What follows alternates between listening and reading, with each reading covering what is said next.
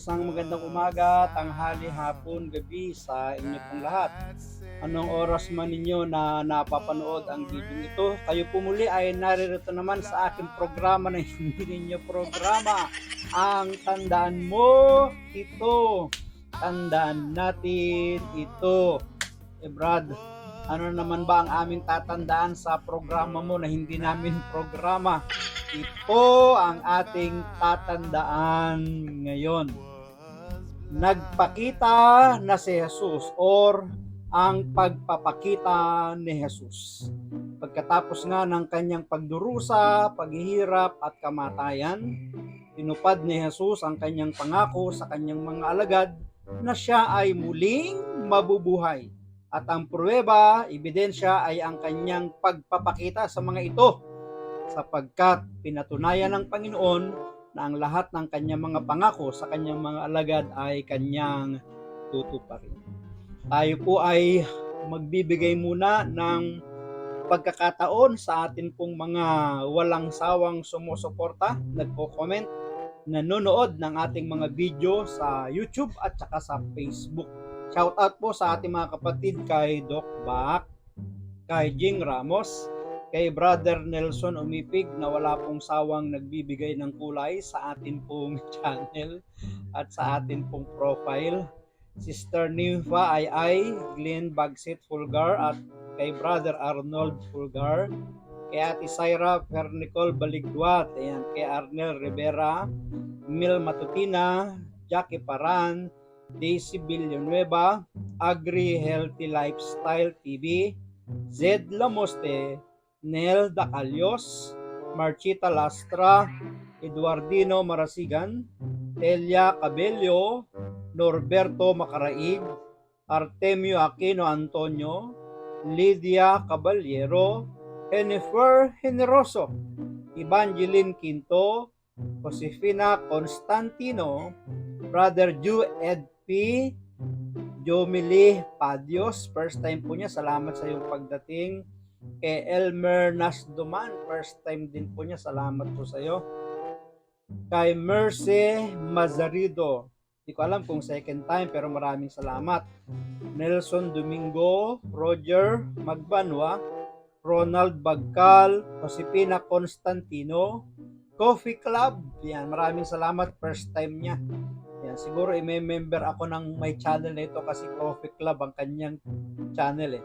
Kay Emmanuel Niminyo, Tito Losane, salamat sa iyo. Kay Rajes Marak, first time po niya, mukhang taga-ibang bansa siya. Thank you for visiting my channel. Rajes Marak, Siling Dones, Lucia Chanco, Saint Pat Jude, Rizalino Gonzales at kay Ate Connie Cabeles. Maraming salamat sa iyo. At kay Brother Dindo Colupano din. Maraming salamat sa iyo kapatid sa palaging panonood. Pagpalain kayo ng ating Panginoon. At sa mga nasa live din, maraming salamat sa inyo. Salamat sa 4 million in the house. Hindi ko man kayo mabati at ma-identify isa-isa. Mamaya ko kayo babatiin. Mamaya ko kayo i-acknowledge mga kapatid. Tayo po ngayon ay magpapatuloy. Ano po ang ating pinag-uusapan ngayon? Ang ating pong pinag-uusapan ay ang pagpapakita ng ating Panginoong Hesus sa kanyang mga alagad. At hahanguin na nga po natin ang ating pagbasa sa Ebanghelyo ni San Juan. Ang kabanata ay 20, mga talatang 19 hanggang 31. Pagbasa po ito sa araw ng Linggo sa April 7, 2024. At ganito nga po ang pagkasaad. Kinagabihan ng araw ding iyon na unang araw ng linggo, habang nakasara ang mga pinto ng bahay na kinaroroonan ng mga alagad dahil sa takot nila sa mga Hudyo, dumating si Jesus. Tumayo siya sa kalagitnaan nila at sinabi, "Sumainyo ang kapayapaan." Pagkasabi nito, ipinakita niya ang kanyang mga kamay at ang kanyang tagiliran.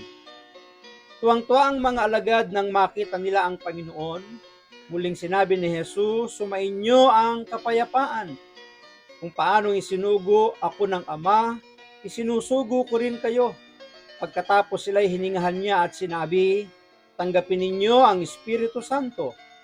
Kung patatawarin ninyo ang mga kasalanan ninuman ay pinatawad na ang mga iyon. Subalit ang hindi ninyo patatawarin ay hindi nga pinatawad. Ngunit si Tomas na tinatawag na kambal at kabilang sa 12 ay wala roon nang dumating si Jesus. Kaya't sinabi sa kanya ng ibang mga alagad, nakita namin ang Panginoon. Sumagot si Tomas, hindi ako maniniwala hanggat hindi ko nakikita ang mga butas ng mga pako sa kanyang mga kamay. At hanggat hindi ko nailalagay ang aking daliri sa mga iyon at nahahawakan ang kanyang tagiliran. Makalipas ang 1 linggo, muling nagkatipon sa loob ng bahay ang mga alagad at kasama nila si Tomas. Nakasara ang mga pinto, ngunit pumasok si Jesus at tumayo sa kalagitnaan nila. Sinabi niya, sumainyo ang kapayapaan. At sinabi niya kay Tomas, ilagay mo ang iyong daliri dito at tingnan mo ang aking mga kamay. Ilagay mo ang iyong kamay sa aking tagiliran. Huwag ka nang mag-aalinlangan pa. Sa halip ay maniwala ka. Sumagot si Tomas, Panginoon ko at Diyos ko. Sinabi sa kanya ni Jesus, naniniwala ka na ba? Dahil nakita mo ako? Pinagpala silang hindi nakakita, gayon may naniwala. Marami pang mga himalang ginawa si Jesus na nasaksihan ng mga alagad na hindi nakasulat sa aklat na ito. Ngunit ang mga nakasulat dito ay isinulat upang kayo'y sumampalataya na si Jesus ang Kristo, ang anak ng Diyos, at sa pagsampalatayang iyon ay magkaroon kayo ng buhay sa pamamagitan niya. Pagpalain po ng Diyos ang pagkabasa ng kanya pong mabuting balita. Pinupuri ka namin, Panginoong Hesu Kristo. Ano po ang atin pong pagninilayan at pag-uusapan ngayon? Ang pinakapamagat ng ating pag-uusapan ay hango na rin sa banal na kasulatan. Pagpapakita ni Jesus sa kanyang mga alagad. Actually, ito isang paraan ng pag-comfort, pag-aliw ng ating Panginoong Jesus sa kanyang mga alagad sapagkat alam naman natin ng dakpin ng ating Panginoon, nagpulasan silang lahat, nagtakbuhan silang lahat, diba? Walang naiwan at natira sa tabi ng ating Panginoong Jesus. Wala talagang sumama sa kanya. Wala talagang dumamay sa kanya. Ngunit ang iba man ay malayo, ngunit nakamasid, nakasubaybay, nakatanaw sa ating Panginoon. May mga ibang alagad na ganoon. Pero karamihan ng mga alagad ay nagsipagtakasan, nagsipagsibatan. Ganoon naman talaga eh. Ang kaibigan daw makikilala mo sa panahon ng kagipitan. Hindi ka niya iiwan kahit na sa kasakitan at sa kapahamakan. Simulan natin ang ating pag-uusap. Pagpapakita ni Jesus sa kanyang mga alagad. Ang una nating gustong puntusan ay yung salitang pagbati. Sapagkat nang mabuhay na maguli ang ating Panginoong Jesus, mapapansin natin na sabi ng verse 19, kinagabihan ng araw ding iyon, na unang araw ng linggo, habang nakasara ang mga pinto ng bahay, na kinaroroonan ng mga alagad dahil sa takot nila sa mga Hudyo, dumating si Jesus, tumayo siya sa kalagitnaan nila at sinabi, sumainyo ang kapayapaan. Nasaan po silang lugar? Nasa isang silid na nakasara ang mga pinto. Alam naman natin na kapag ang isang silid ay nakasara at mayroong tao sa loob at hindi lumalabas ng matagal na panahon, maaaring siya ay may pinagtataguan. Maaaring siya ay may iniiwasan. Iba naman yung mga bilanggo. Kahit ano pang iwas nila, nakabilanggo na sila nakakulog sila nakapadlak, nakasara sila sa isang silid o sa isang kulungan. Ang sabi po ng ating pagbasa, ang dahilan kung bakit sila ay nagsara ng mga pinto, bagamat sila ay magkakasama, dahil sa takot. Ano ang kanilang mga pinanggagalingan, pinagmumulan ng kanilang mga takot? Maliwanag sa ating pagbasa. Ang kanilang takot ay dahil sa mga Hudyo, sa kanilang mga kababayan, lalo na sa mga punong bayan, lalo na sa mga saserdote, mga parisyo, mga eskriba, ang mga taong nagsakdal kay Jesus, na siya'y kinundina at ipinahatol na siya'y mamatay. Alam naman natin ang naging kaganapan. Ang mga Hudyo ay gano'n na lamang ang galit kay Jesus. Sa kanilang mahabang, matagal na pagpaplano, sa kanilang pagbabalangkas ng pagbabalak ng pagpatay kay Jesus, nagkaroon ito ng katuparan. Kaya nga, tama din kapag ang plano ay napag-uusapan, nagtatagumpay Kaya nga yung mga Hudyo nagtagumpay doon sa kanilang pagbabalangkas eh. Kaya ganun din sa positibong bagay. Kapag ang nais mo'y magtagumpay sa positibong bagay, kailangan pinag-uusapan, pinagpaplanuhan. Kasi kapag walang pagpaplano sa lahat ng ating gagawin, mailap ang tagumpay. Meron mang tagumpay, pero mahaba, matagal. Kaya ang banggit natin ay nagiging mailap. Pero kapag pinagpaplanuhan, agad-agad na mararanasan yung pagtatagumpay sa ating mga pagpaplano. So ano ang una nating gustong puntusan? Nang dumating si Jesus sa gitna ng kanyang mga alagad na punong-puno ng takot, ano ang sinabi ni Jesus? Mga walang niya kayo, nung ako'y hinuli, nagtakbuhan kayo. Nung ako'y dinakip, walang natira sa aking tabi. Ikaw, Pedro, sabi mo, hindi mo ako iiwan ka ng lahat, pero ikaw hindi. Ganun ba? Sinumbatan ba ni Jesus si Pedro na nangako at nag-promise na numpapa na hindi siya iiwan? At sasama pa nga siya sa kamatayan ng ating Panginoon. Dinakip pa nga lang, inawala na siya, isa sa mga tumakas, di ba? Sinumbatan ba? Pinagalitan ba ni Jesus ang kanyang mga alagad nung mga panahon na yun? Na sila'y nagkaisa nung hindi pa siya dinadakip na siya'y sasamahan. Pero sa kabila ng kagipitan, siya'y iniwan nila. Sinumbatan ba? Hindi. Ang pagdating ni Jesus sa kalagitnaan nila'y isang pagbati. Kaya ito yung unang puntos na gusto nating puntusan. Ano yung una? Pagbati. Ang pagbati pala ay hindi lang natin ginagawa sa mga taong mababait at mabubuti sa atin. Ang pagbati pala ay hindi lang natin dapat ginagawa sa mga taong nagbibigay sa atin. Malaki yung donasyon, malaki yung love offering, malaki yung ambag. Minsan kasi ganun eh.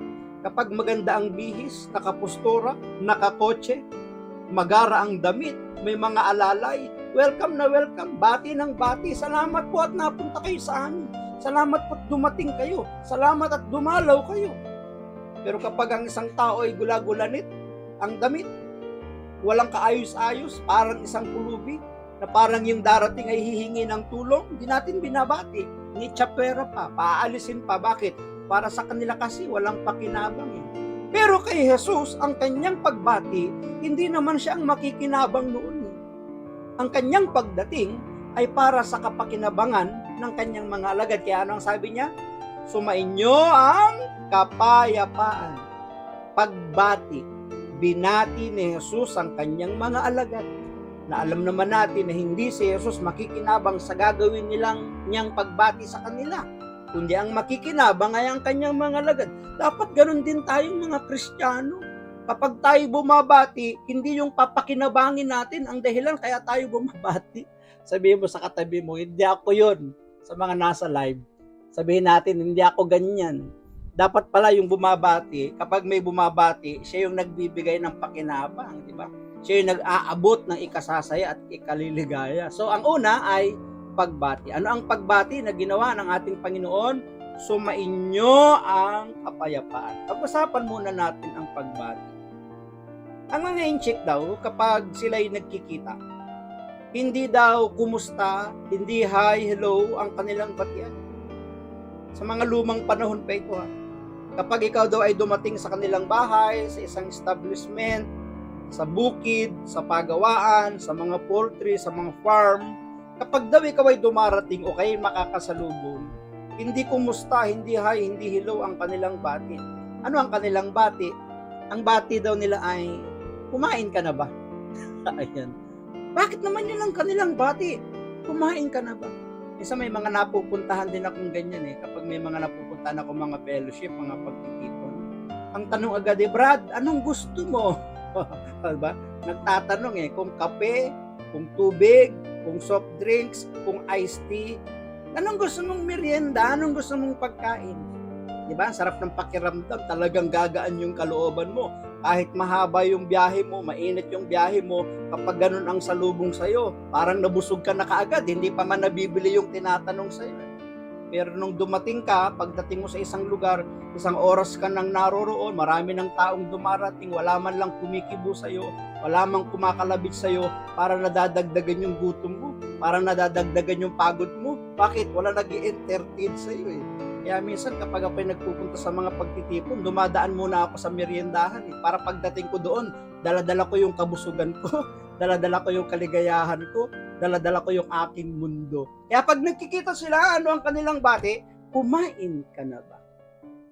Bakit kaya yun ang kanilang bati? No? Kasi alam naman natin na ang China, noong mga panahon na yun, ay isang komunistang bansa. Alam naman natin na kapag ang isang bansa ay komunista, ang mga mamamayan yan, mahihirap talaga yan. Isang kahig, isang puka. Ang mga mayayaman lang dyan ay yung mga nasa kapangyarihan, nasa mga pwesto, yung mga namumuno. So sa kabila ng kanilang kahirapan, sa kabila ng kanilang kasalatan, sa kabila na sila yung mga tinatawag na isang kahig, isang puka, concern pa rin sila doon sa kalusugan ng kanilang kapwa. Concern pa rin sila doon sa laman ng tiyan ng kanilang kapwa. Na bagamat kahit sila'y salat, mahirap, walang-wala din, kinakapos din, kulang din sa pagkain, pag sila'y nagkikita-kita, ang agad na tanong ay, kumain ka na ba? Kasi nga concern sila sa kalusugan ng kanilang kapwa. Kaya ano ang tanong? Kumain ka na ba? Ayan. Kayo pong nanonood na naririto ngayon, kumain na ba kayo? Ikaw Brad, kumain ka na ba? Ayan, kumain ka na. Yan ang bating pinchik. Tayong mga Pilipino ay meron din tayong batian. Ano naman ang ating bati? Ang ating bating Pilipino ay hindi hi, hindi hello, hindi kumusta. Hindi yan ang bati eh. Ano ang bating Pilipino? Alam nyo po ba, natatandaan nyo, ang bating Pinoy ganito. Umaga, maghanda ka ng baro, ng pantalon, ng sapatos, ng bag, maligo ka. At pagkatapos mong maligo, asahan mo, mayroon kang kasambahay na magtatanong sa iyo. Sa palagay mo, ano ang itatanong? Sa palagay mo, ano ang itatanong ng iyong kasambahay? Pagkatapos mong maligo, magbibihis ka, meron kang damit, meron kang baro, palda, pantalon, tapos meron kang bag, tapos nag-ayos ka ng itsura. Ano ang tanong? Tama. Saan ka pupunta? Yun agad ang tanong. Saan ka pupunta? Yan daw ang bating Pilipino. Saan ka pupunta? Hindi ba pwedeng naligo lang ako kasi mainit? May pupuntahan ba agad kapag naligo lang? Di ba? Saan ka pupunta? Yan ang bating Pilipino. Kapag dumarating ang isang tao, nakasalubong mo, kaya nakita mong paparating, ano naman ang tanong? Ano ang bati? Saan ka galing? Kung inyong i-analyze sa unang banda, sa unang pagtingin, sa unang pakinig, parang ang mga Pilipino, pakialamero, ano naman pakialam mo kung saan ako pupunta? Diba? Ano naman pakialam mo kung saan ako galing? Bakit pa kailangan mong malaman kung saan ako nanggaling, kung saan ako pupunta? Pakialam mo ba? Akala natin tayo mga Pilipino ay mga pakialamero, hindi. Tayo pong mga Pilipino kaya nagtatanong na saan ka pupunta, saan ka galing, sapagkat malakas sa ating mga Pilipino yung pagmamalasakit sa kaligtasan ng ating mga mahal sa buhay. Kaya ang tanong natin ay, saan ka pupunta? Kapag nalaman natin yung lugar na kanilang pupuntahan, ay mapapahamak sila doon, tayo na rin yung pipigil sa kanila, huwag kang tumuloy, mapapahamak ka lang doon, masasaktan ka lang doon, magkakaproblema ka lang doon, magkakasakit ka lang doon. So, malakas yung proteksyon, yung pag-iingat, yung pangangalaga ng mga Pilipino sa kanilang kapwa. Kaya ang bating Pilipino ay hindi hi, hindi hello, hindi kumusta. Ano ang batian ng mga Pilipino? Saan ka pupunta? Di ba?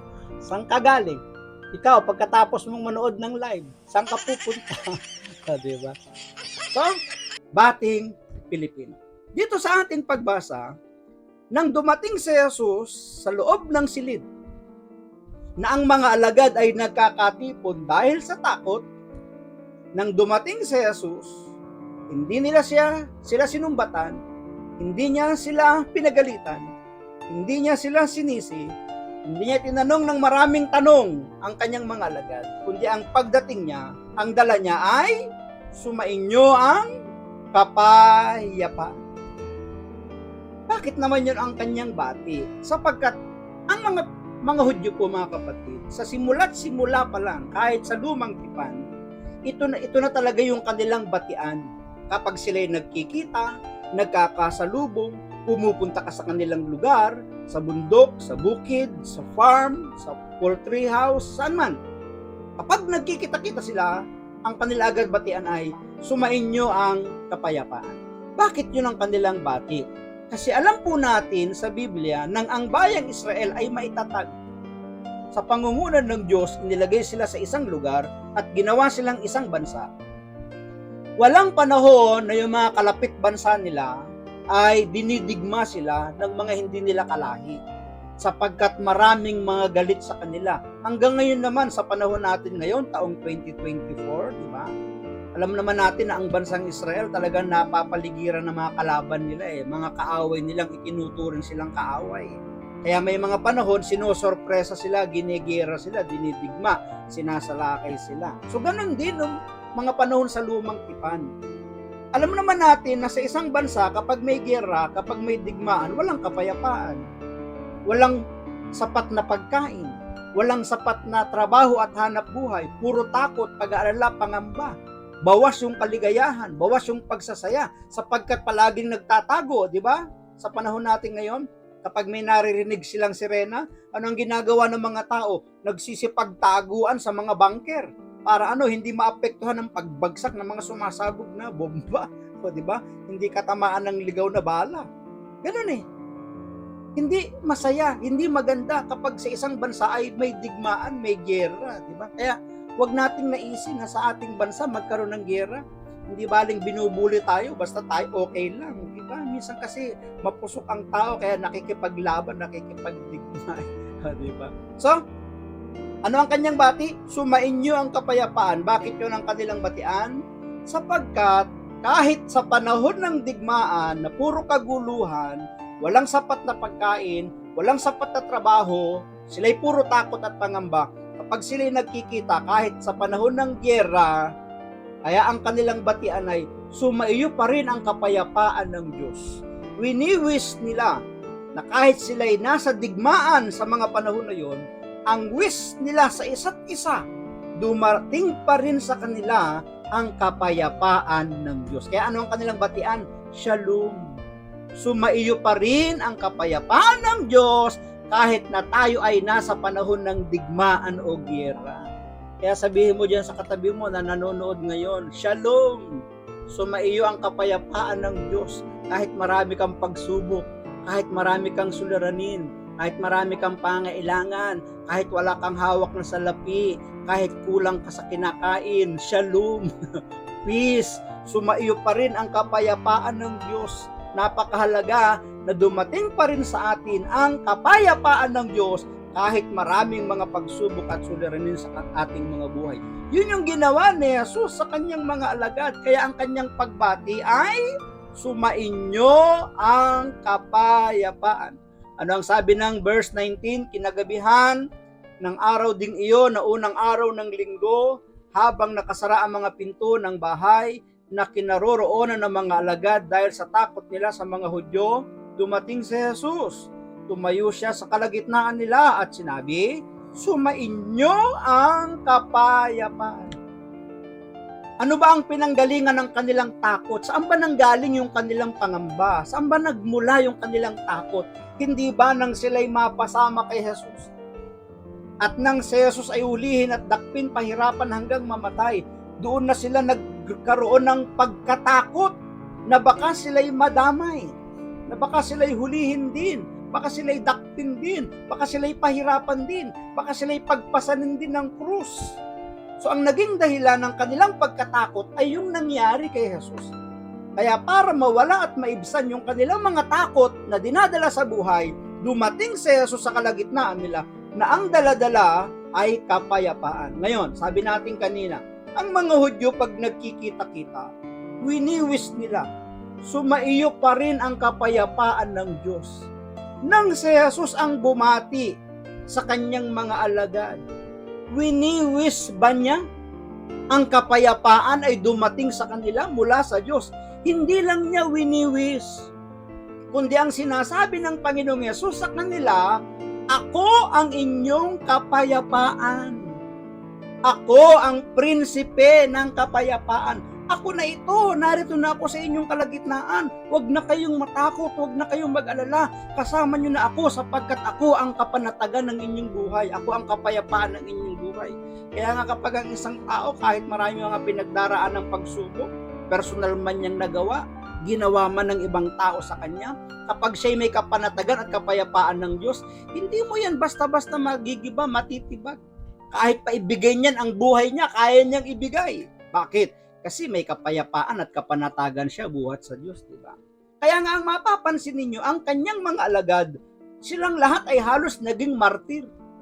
Nang sila ay i-persecute, nang sila ay usigin. Bakit? Dumating na ang totoong kapayapaan sa kanilang buhay sapagkat tinanggap nila si Jesus na siyang prinsipe ng kapayapaan. Kaya nga, ang pagkabuhay na maguli ng ating Panginoong Hesus, ang dulot sa atin yan, ay malaking pag-asa, kapayapaan ng ating buhay.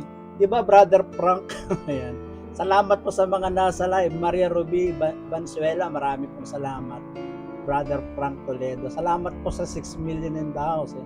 Hindi lumalabas yung ibang mga pangalan. Tingnan natin yung mga pangalan. Ay, Brother Nelson, umipig, good morning.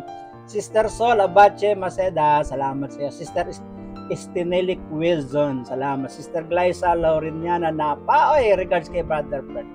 Kay Sister Gina Alcaraz, yan, good morning dyan sa Bataan.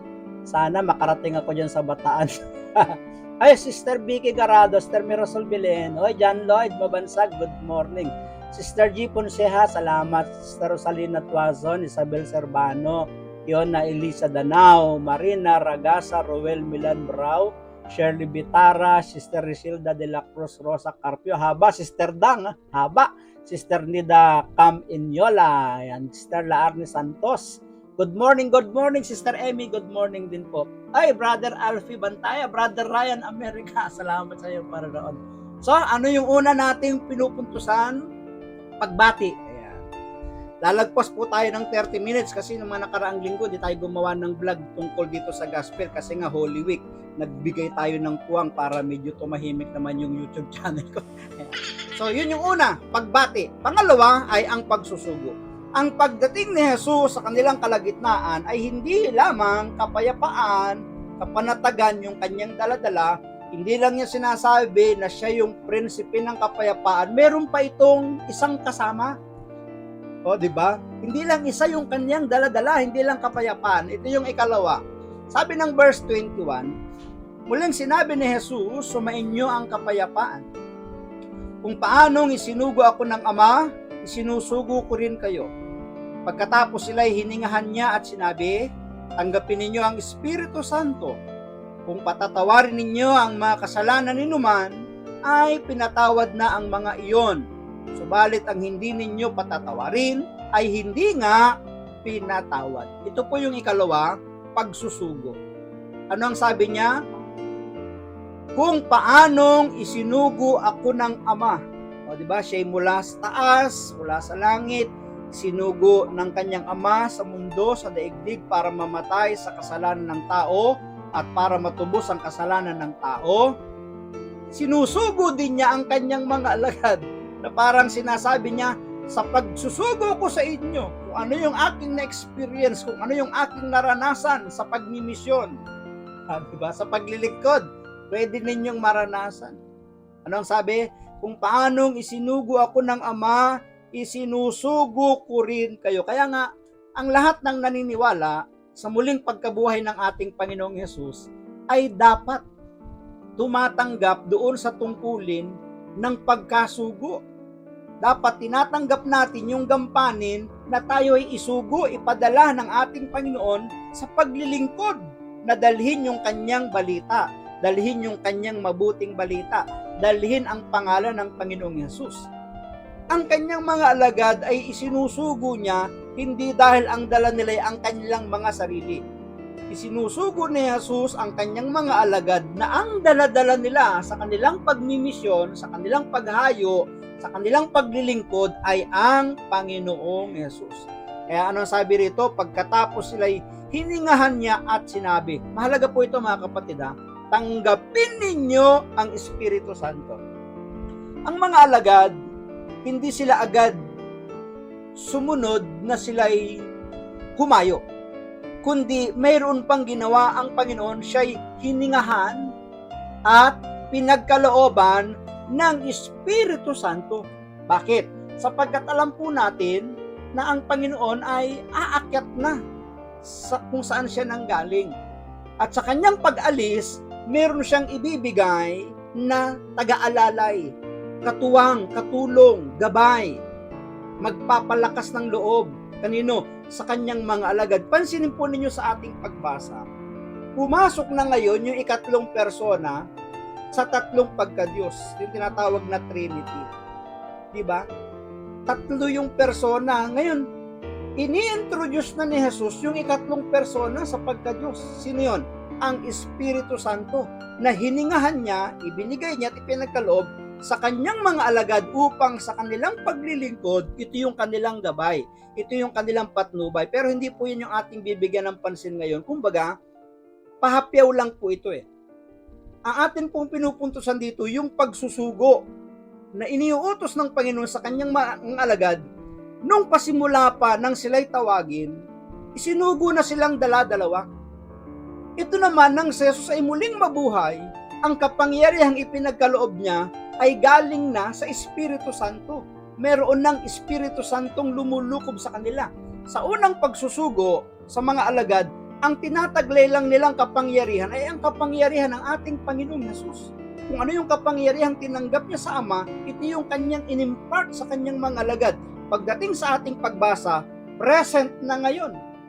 Sino? Ang Espiritu Santo sa kanilang pagmimisyon. Ngayon, ano ang kanilang gagawin sa pagmimisyon? Sabi po ng verse 23, kung patatawarin ninyo ang mga kasalanan ninuman, ay pinatawad na ang mga yon, subalit ang hindi ninyo patatawarin ay hindi nga pinatawad. Sa kanilang paglilingkod, sa kanilang pagmimisyon, ang dala-dala po nila ay preaching of repentance. Ang kanilang pangangaral ay upang ang tao ay dalhin sa paghingi ng kapatawaran sa Diyos. Hindi sila ang magpapatawad sa kasalanan ng tao, kundi ang Diyos. Ngunit sila ang magpapahayag sa tao na sila nga ay pinatawad ng Diyos. Diba? Klaro po yun, malinaw. Hindi sila mismo ang magpapatawad sa kasalanan ng tao, kundi ang Diyos. Sila lang ang magkukumpirma, sila lang ang magpuproklama sa kanila, pinatawad ka na ng Diyos. Kaya nga yung mga naglilingkod sa Diyos, ang mga ginagamit ng Diyos, ang kanilang pagpapatawad ay hindi sa kanilang sarili, kundi ang kanilang pagpapatawad sa pagkakasala ng tao ay sa ngalan ng Diyos. Pinapatawad ka na ng Diyos sa ngalan ng Ama, Anak at ng Espiritu Santo. Klaro, yung kanilang pagsusugo o yung pagkakasugo sa kanila, ay kanilang misyon ay dalhin sa tao ang preaching of repentance, ang pangangaral ng pagsisisi upang ang mga tao ay magbalik loob sa Diyos at tanggapin naman ng Diyos ang kanilang pagbabalik loob at ibigay ng Diyos ang pagpapatawad sa kanila. So yun yung pangalawa, pagsusugo. Ikatlo mga kapatid, ano yung ating pinag-uusapan? Ang pagpapakita ni Jesus sa kanyang mga alagad. Unang pinupuntusan natin ay yung pagbati. Pangalawa, pagsusugo. At ang ikatlo ay ang pananampalataya. Sabi po ng verse 25. Kaya't sinabi sa kanya ng ibang mga alagad, nakita namin ang Panginoon. Sumagot si Tomas, hindi ako naniniwala hanggat hindi ko nakikita ang mga butas ng mga pako sa kanyang mga kamay. At hanggat hindi ko na ilalagay ang aking daliri sa mga iyon at nahahawakan ng kanyang tagiliran. Makalipas ang 1 linggo, muling nagkatipon sa loob ng bahay ang mga alagad at kasama nila si Tomas. Nakasara ang mga pinto, ngunit pumasok si Jesus at tumayo sa kalagitnaan nila. Sinabi niya, sumainyo ang kapayapaan. At sinabi niya kay Tomas, ilagay mo ang iyong daliri dito at tingnan mo ang aking mga kamay. Ilagay mo ang iyong kamay sa aking tagiliran. Huwag ka nang mag-aalinlangan pa. Sa halip ay maniwala ka. Sumagot si Tomas, Panginoon ko at Diyos ko. Sinabi sa kanya ni Jesus, naniniwala ka na ba? Dahil nakita mo ako, pinagpala silang hindi nakikita, gayon may naniwala. Marami pang mga himalang ginawa si Jesus na nasaksihan ng mga alagad, na hindi nakasulat sa aklat na ito. Ngunit, ang mga nakasulat dito ay isinulat upang kayo'y sumampalataya na si Jesus ang Kristo, ang anak ng Diyos, at sa pagsampalatayang iyon ay magkaroon kayo ng buhay sa pamamagitan. Ito yung ikatlo, pananampalataya. Sa unang pagpapakita ng ating Panginoong Yesus, sino yung absent? Si Tomas. Kaya nga yung panayang absent sa mga pagtitipon, sa mga fellowship, sa mga gawain, yan ang mga mapanduda. Minsan sila yung madalas sinasapian ng mga pag-aalinlangan. Happy Easter din, Ate Syra. Easter Ami, salamat po sa iyo. Good morning po. Yan. Sino yung mga mapagduda at mapag-alinlangan? Sila yung mga panay-panayang absent. Yung pasulpot-sulpot lang ang pagdalo, lulubog lilitaw. Atin ngayong linggo, sa susunod absent. Atin ngayong linggo, sa susunod absent. Yan, lulubog lilitaw. Yan, ganun. Kaya absent, sino? Si Tomas. Sa pagpapakita, sa unang papapakita ni Jesus, absent siya, kaya nagduda siya. Hindi siya naniwala. Pero doon sa ikalawa, sumunod, present na siya. Ano ang sabi niya? Hanggat di ko nakikita yung butas ng mga pinagpakuan. Hanggat di ko nakikita yung kanyang tagiliran. Kaya nang dumating ang Panginoong Yesus at siya'y nakita, Tomas, teka, isuot mo yung iyong mga daliri. Ayan, kasi marami kasi sa atin, to see is to believe. Maniniwala ako basta makita ko. Hanggat di ko nakikita, hindi ako naniniwala. Pero sa ating mga mananampalataya, para kay Jesus, para kay Kristo, ano ang sabi niya? Mapalad yung mga taong naniniwala kahit hindi siya nakikita. Diba? Pinagpala silang hindi nakakita, gayon may naniwala. Kaya ikaw pong nanonood ngayon. May mga panalangin ka at kahilingan kay Lord, di ba? May mga ipinagdasal ka na sa Kanya. Isa nga, pinapadrawing pa sa atin. Dapat habang dinodrawing mo na yon, habang sinusulat mo yun, inaangkin mo na yun. Hindi mo pa nakikita, pero pinaniniwalaan mong nariyan na. Ano ang sabi ng Panginoon sa mga taong ganyan? Pinagpala. O, di ba? Kaya gusto mong pagpalain ka, kapag dumalangin ka, kapag humingi ka sa Kanya, isipin mo agad, hawak mo na. Kaya ikaw ay pagpapalain ng Panginoon. Ikatlo, pananampalataya. Pag sinabing pananampalataya, hindi dapat nakakapasok yung pag-aalinlangan, yung pagdududa. Huwag tayong maging Tomas. Di ba? Marami kasi sa atin mga Tomasa. Maniniwala kapag nakita. Hindi. Dapat paniwalaan mo na para makita mo. Paniwalaan na natin para makita natin. Bakit? Ano bang ibig sabihin ng pananampalataya? Ang pananampalataya, ang pananalig ay parang hawak mo na. Pag sinabing pananampalataya, wala pa man, pero nandyan na. Kaya nga sa Ingles, ang tawag doon is sure and certain, sabi sa aklat ng Hebreo. Tsak at sigurado. Ang mga taong nananampalataya ay naniniwala sa mga bagay na wala pa, ngunit mayroong katiyakan at kasiguruhan na nariyan.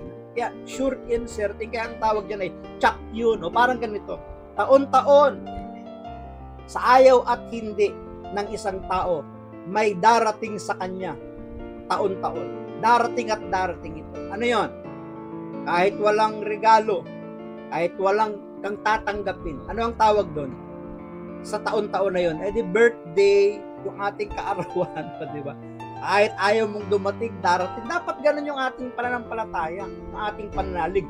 Tsak na darating. Kaya sabihin mo sa katabi mo, tsak yun, darating yun. Brother Ronald Pagaspas, maraming salamat sa iyo. So, pananampalataya. Ano po ang ating pinag-uusapan, pinagninilayan? Pagpapakita ni Jesus sa kanyang mga lagad. Ang unang pinupuntusan natin ay ang kanyang pagbati. Walang paninisi, walang panunumbat, kundi ang dala niya ay kapayapaang tinataglay.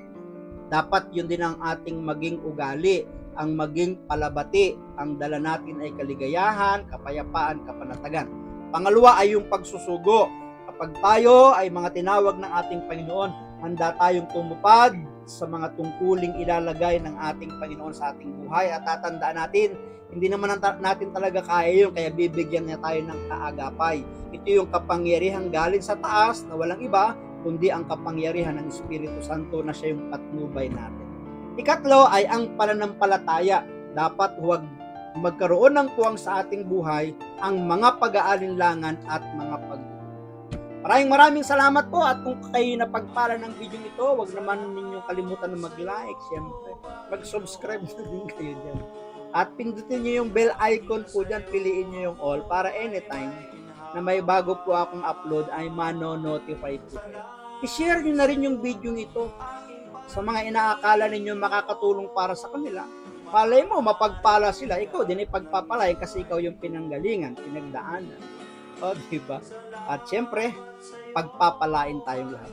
Ang akin lamang pong palaging masasabi, I love you with the love of the Lord. Bye-bye and bye-bye. God bless us all. Salamat sa'yo, aking Panginoon.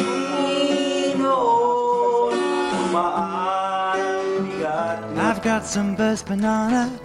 Maraming salamat sa inyong panunood, at kung kayo naman ay napagpala, huwag niyong kalimutan na mag-like and share, mag-subscribe na din, at kalimbangin ang bell icon na inyong makikita sa ibaba ng video upang kayo palaging updated sa aking mga video kapag ako ay may bagong upload. Maraming salamat, God bless, and I love you with the love of the Lord. Bye-bye. One from Johnny, in case he passes by this way. And can you pass this on to Minnie, so she knows where we're at? And you better send me your address so that I can send